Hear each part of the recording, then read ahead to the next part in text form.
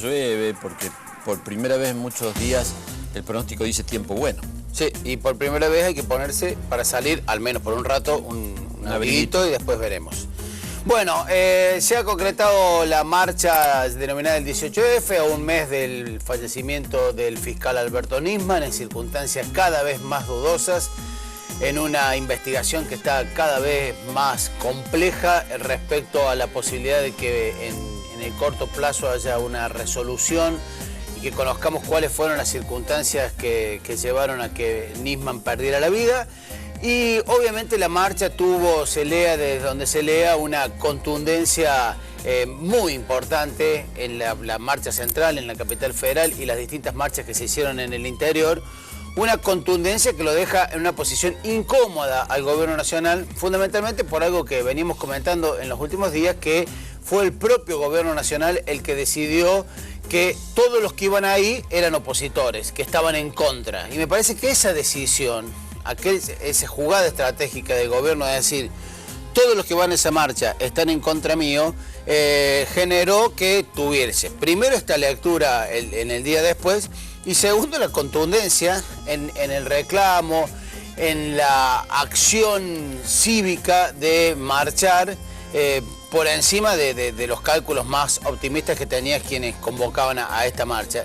Y me parece que dejó muy en segundo plano una serie de cuestiones que el oficialismo intentó plantear en estos días, que era descalificar a los convocantes, recordar sus antecedentes, recordar algunas cuestiones que tienen que ver con la actuación de los fiscales que no han sido del todo clara y transparente, recordar el prontuario de algunos de los que habían manifestado algún grado de adhesión a esta marcha. Lo dejó todo esto en segundo plano por el número, por la contundencia, porque hubo una expresión cívica ciudadana. Justamente ayer lo planteamos acá, este intento de sectores, fundamentalmente de sectores intelectuales del kirchnerismo, de negarle la condición de ciudadana a esa marcha. Bueno, hubo pronunciamientos por escrito de supuestos intelectuales que decían... Hoy Página 12 bajo el título El paraguas de la muerte. Tremendo el título ese. El paraguas de la muerte, le llamaron a una manifestación pública de la gente libremente asociada en la Argentina. El paraguas de la muerte. Pero después en el texto hablaba de gente cuya condición social era parecida a la del cacerolazo. O sea, como diciendo, bueno, estos son, voy a usar palabras que se usan en esos ámbitos, estos son unos gorilas, garcas, que no sé qué, de las clases no sé cuánto. Descalificándolo para descalificarlo. Hay una cuestión previa, me parece mucho más grave.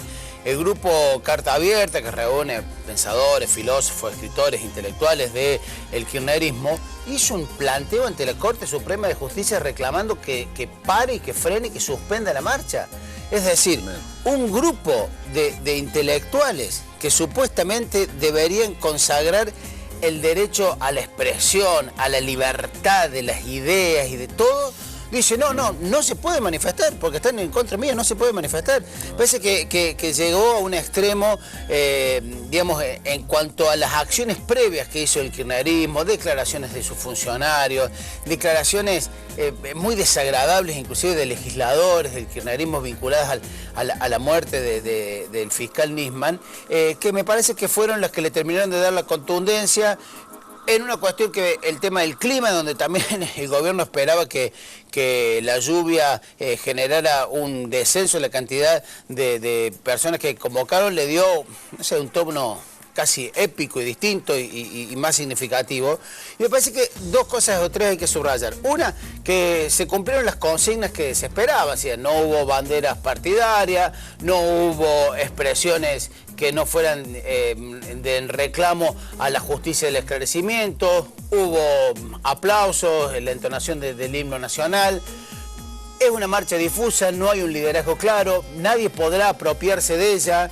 Es un mensaje, obviamente, de que la sociedad hay un montón de cosas que no le gustan, pero no está claro que esto lo pueda llegar a generar una persona, un líder político. Y me parece que el otro elemento es, no existe, si uno analiza detenidamente las imágenes de la marcha en Córdoba, en Rosario, en las otras ciudades y fundamentalmente la de Buenos Aires, no existe ningún tipo de acción destituyente. Porque acciones destituyentes las hemos vivido no hace mucho en la historia argentina. Cuando se organizaron en simultáneo los saqueos del 2001, que no fueron espontáneos, donde había activa participación de importantes personajes de la política, del peronismo bonaerense, por citar un caso, ¿no? Y había violencia, y había una acción violenta y trágica, se mataban gente en los saqueos. Eso sí fue un elemento institucional, de hecho cayó un gobierno a los pocos días. Una persona marchando, sea garca o no sea garca, lo que sea, con un cartelito en la calle, en ningún país del mundo constituye una acción destituyente. De todas maneras, yo estoy convencido de que el gobierno sabe esto, que usa la palabra destituyente como una herramienta, llamémosle, de campaña. Ya la Presidenta de la Nación claramente estuvo en campaña, en su acto. Sí.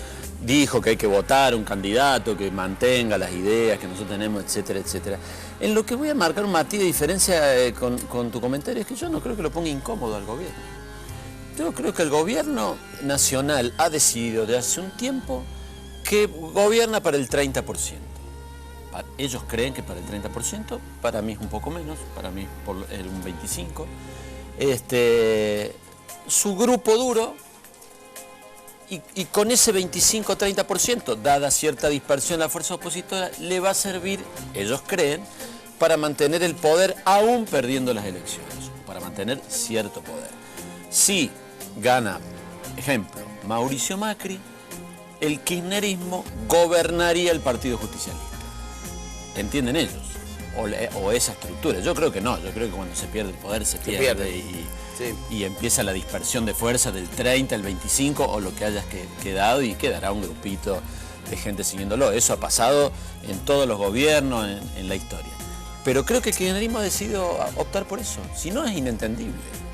Inentendible cómo insisten en ciertas consignas que la gran mayoría de la gente rechaza. El 75 o el 70 o lo que fuere. Hubo justamente en lo que se planteó en la marcha, no solo el reclamo de justicia, sino muchas cosas que tienen que ver con la corrupción, me parece fue el segundo eje, y el tercero fue esto, el trato, los modos. Hay un modo de gobernar que genera mayoritariamente un rechazo. Después, si los que adhieren son el 20, el 30, pero hay un mayoritario rechazo al modo de gobernar. Y me parece con el tema de la incomodidad, en el que disentimos, el tema del discurso de Cristina, la incorporación de algunos elementos a su discurso que no estaban, revelan de que no está en la posición más cómoda y más tranquila. El hecho de la apelación como ser a Perón, que es una figura que estaba ausente en el discurso del kirchnerismo en general y de Cristina Fernández de Kirchner en particular. Ella hablaba en algún momento de Evita, de Perón casi no lo nombraba, las pocas veces que lo nombró fue para decir, hay cosas que lo hemos superado, y ayer la apelación a Perón me parece una muestra de que muy cómodos que estamos con esta situación no están. Roberto, muchas gracias. Hasta mañana. 8:05, noticias.